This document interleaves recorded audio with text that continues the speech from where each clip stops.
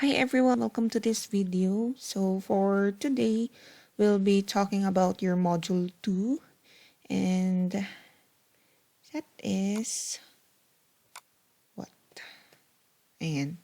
Printed media, social, ethical, and legal responsibility. Okay, I'll just go over with printed media kasi this is not new to you, right? Let's start with your mass media. So mass media is most commonly used nowadays, okay? So it actually comes in many forms. We have your 7 types of mass media in here. We have your print, recordings, film, radio, television, internet, and your mobile phones, okay? So since I already mentioned na we're going back to the basics for this subject, we'll be focusing more on your print media. Alright, with that, let's start off with your types of your print media. Of course, the oldest one, right?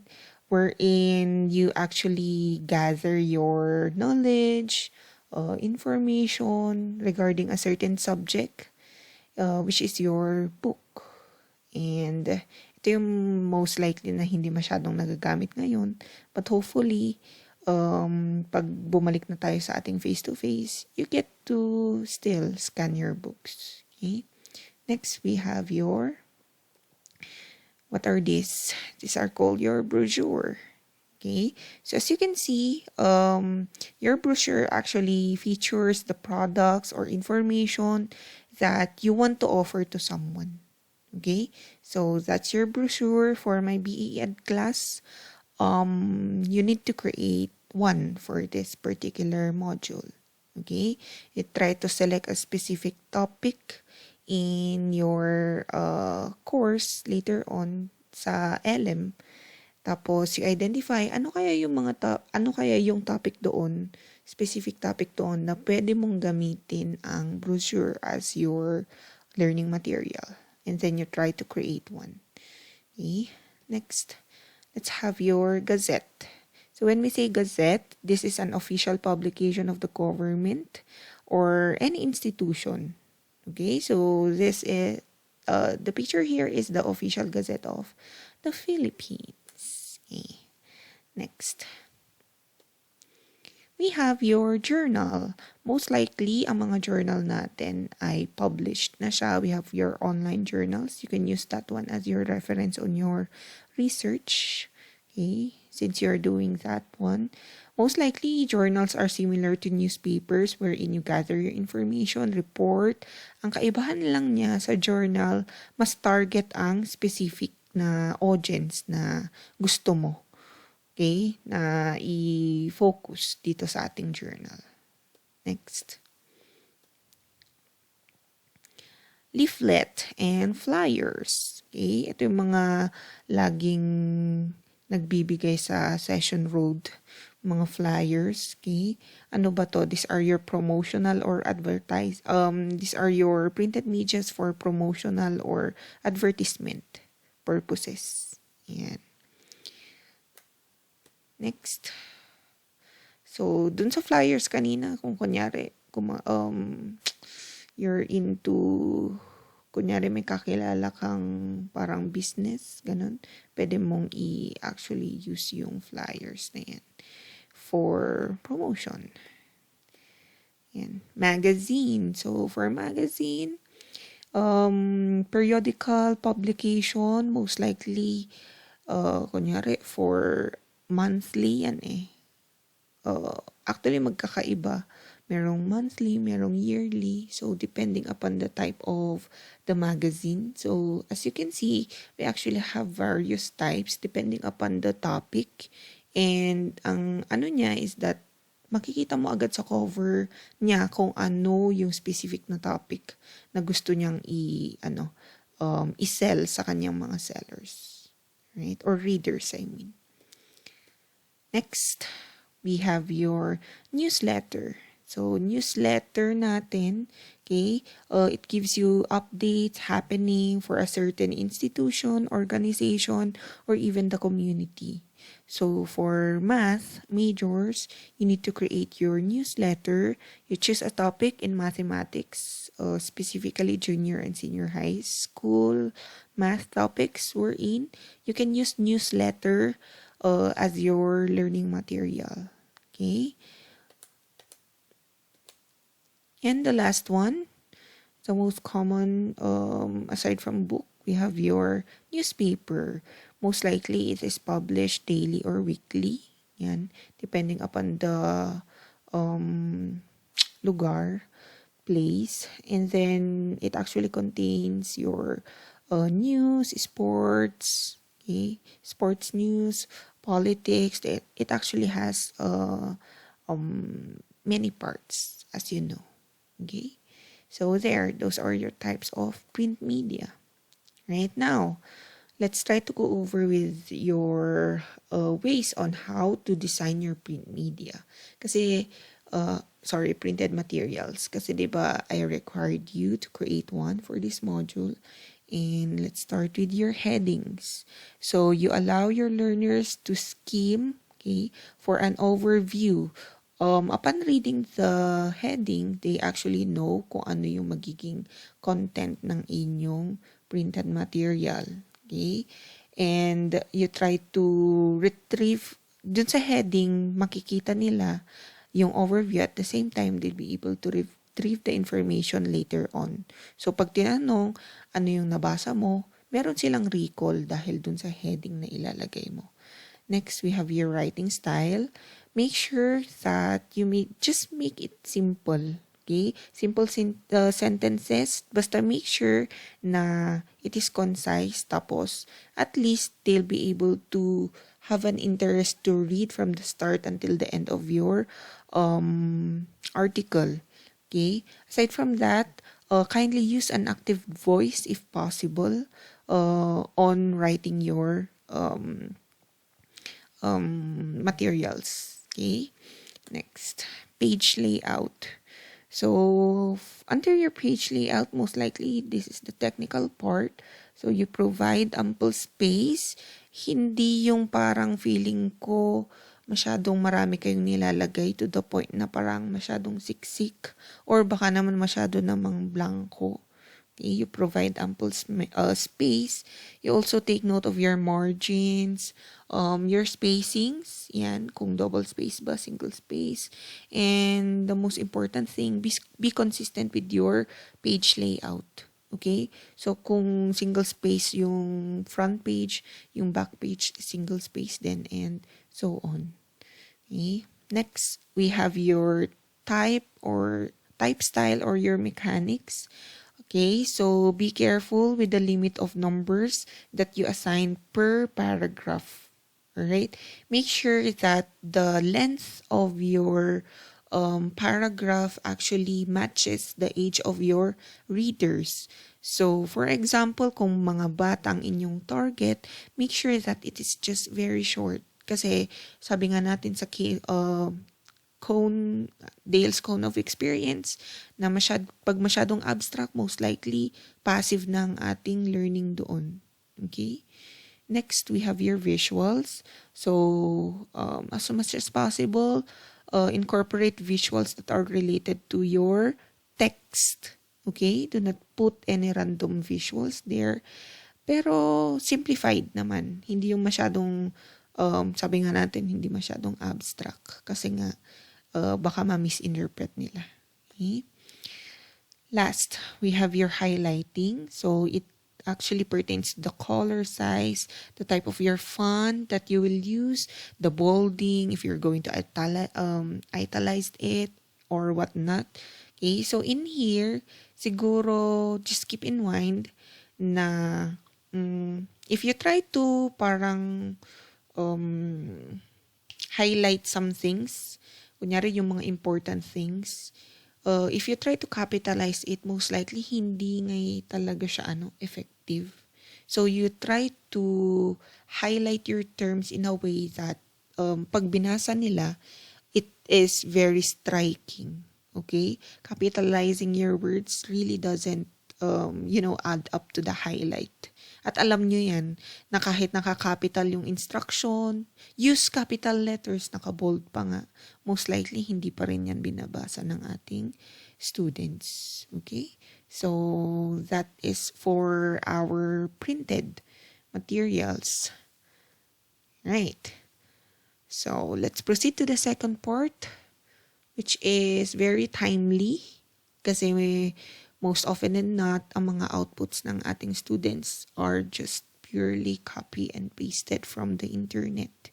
So we have your social, ethical, and legal responsibilities. Okay? So the first one, we have here are the concepts that we will talk about: fair use, parody, intellectual property, and then your plagiarism. Okay?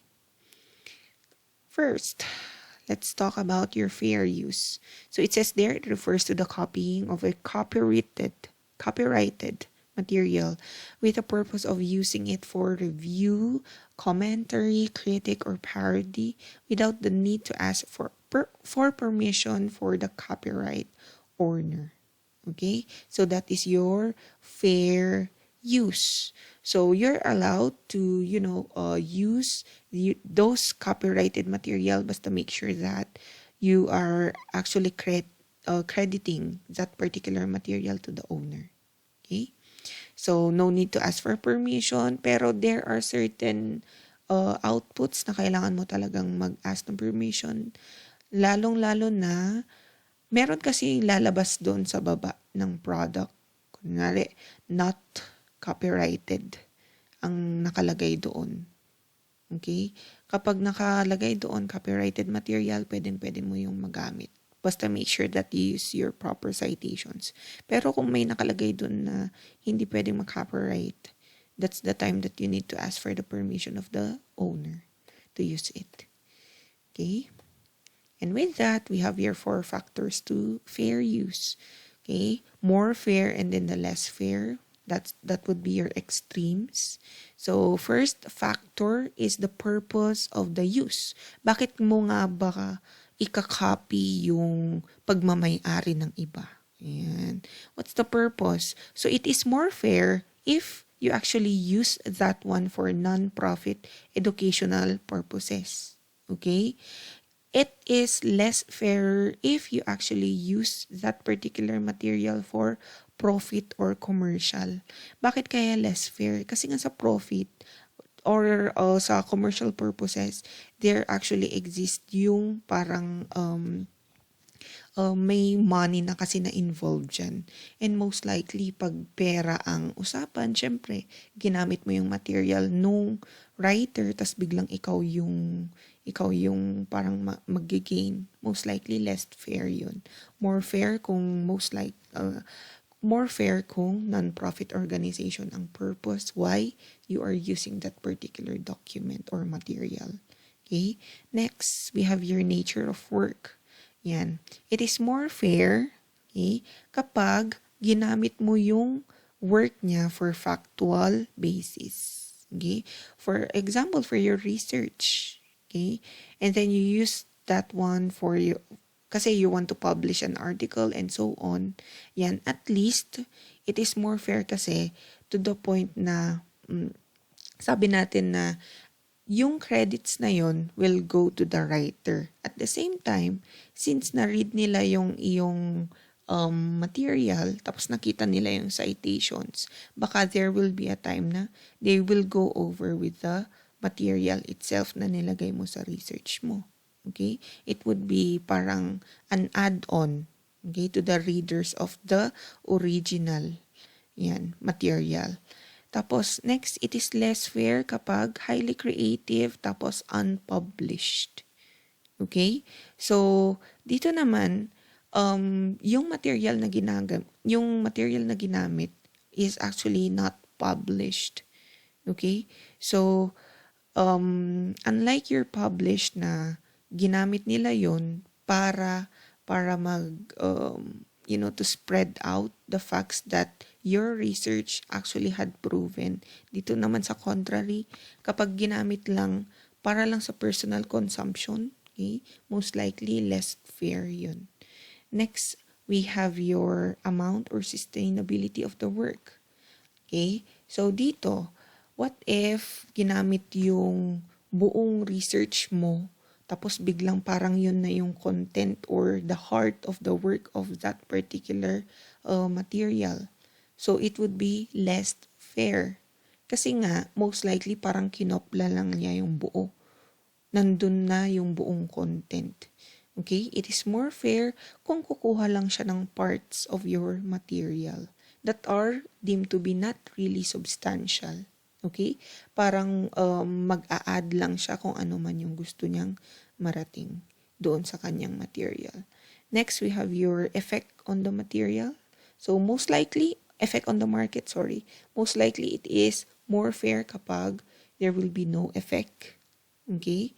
And then, less fair siya, of course, if it avoids sale. Right? So, kunyari, mas nag-boom yung article mo na parang kinuha mo lang yung copyright nung isang reader, that is less fair. Instead na wala talagang magiging effect doon sa original yung ginawa mong material na binase mo lang sa kanya. Alright? So those are the 4 factors to fair use. We have the purpose, the nature, the sustainability, and then the effect. Okay?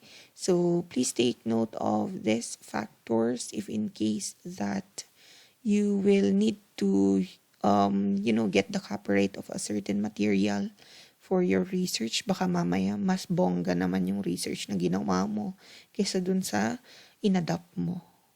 Okay? And we also have as I mentioned kanina, yung fair use is used for parody, and you are very much familiar with this. Okay? So refers to a word which ridicules another, okay, in a funny, inoffensive, and non-derogatory manner naman. Okay? So you actually watch siguro parodies of some music o kaya movie, yung mga yan. So those are some. Next, we have the term intellectual property. It pertains to the outputs or creations of the mind, such as inventions, literary, artistic works, designs and symbols, names and images in e-commerce. Okay? So, under your intellectual property, we have the terms copyright, patent, and then your trademark.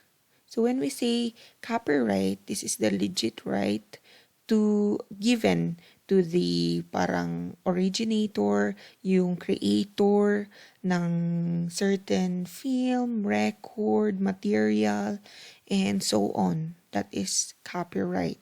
And once you violate this, we actually have a law which is your copyright infringement. Yan yung mga iniiwasan natin.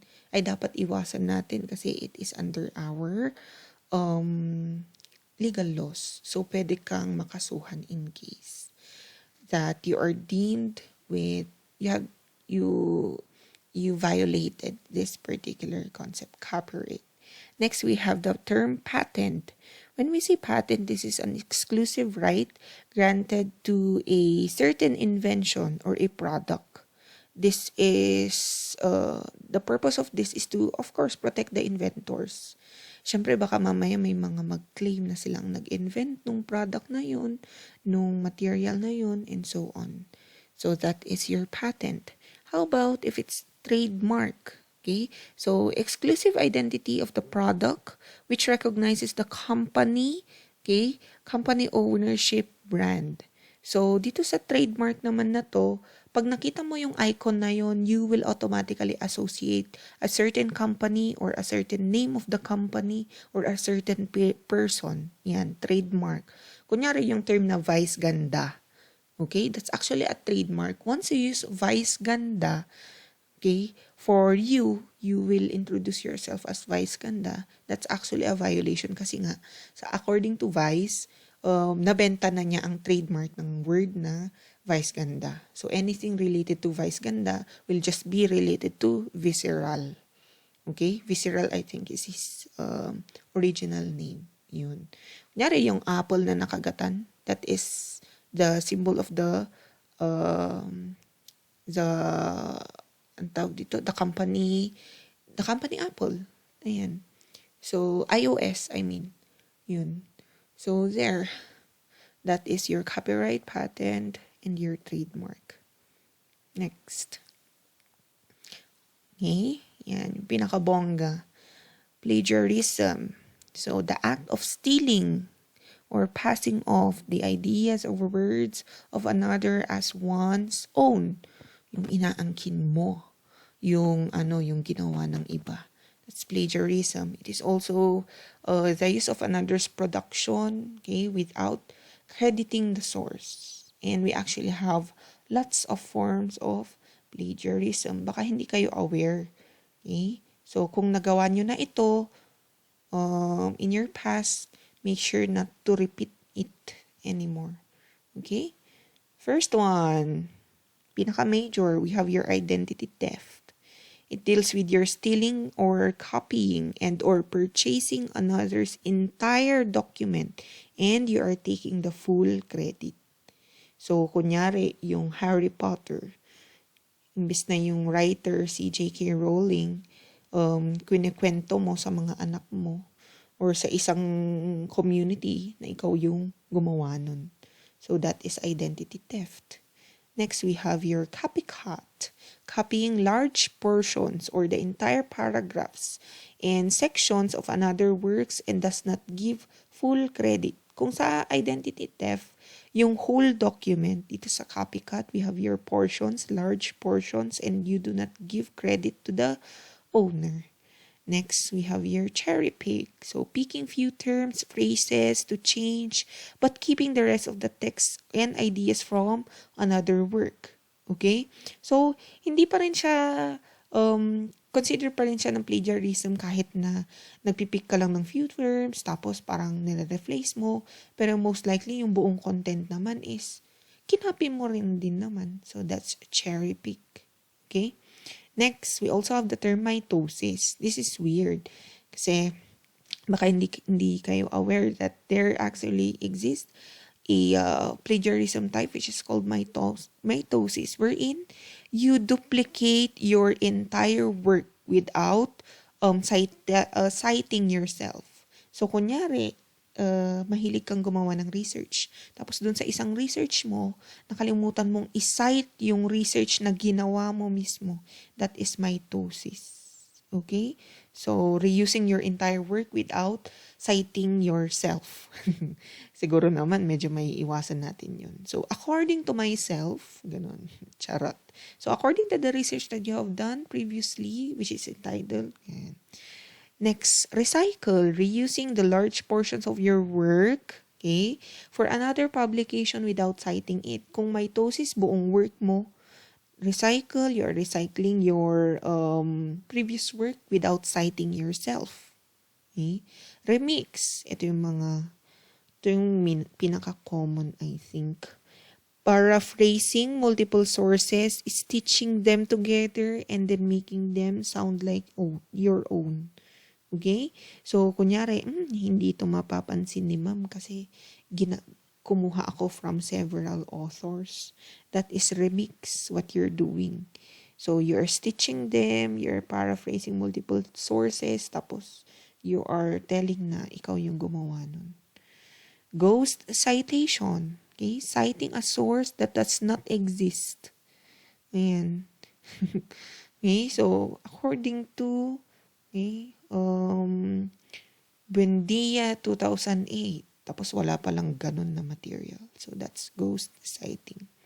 Half-half, citing half of the sources correctly.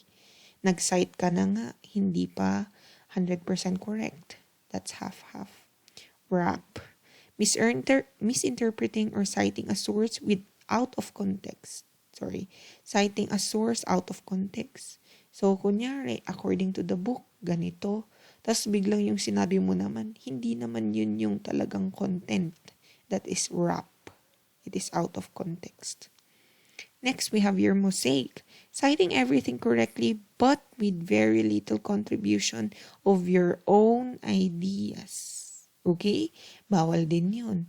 You actually cited everything. Kunyari, I tried to ask you for a reflection.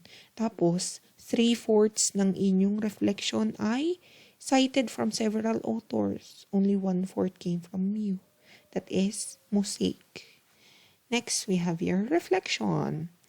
Citing everything correctly but still closely reflects the ideas of the others.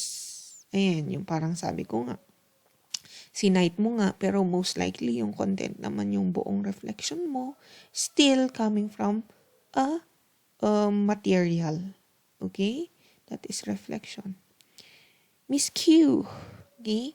Making a mistake in citation, such as using the wrong words and authors. So make sure that on your researches, please double check one spelling or one letter will be a miscue. And the last one, we have your half-hearted, citing majority of the sources correctly with few mistakes on the page numbers and name of publishers. Still, it is plagiarism. So make sure na correct yung page number na sinasite ninyo, kaya yung name ng publishers. Kasi most likely yung books na gagamitin ninyo, may mga publishers yan.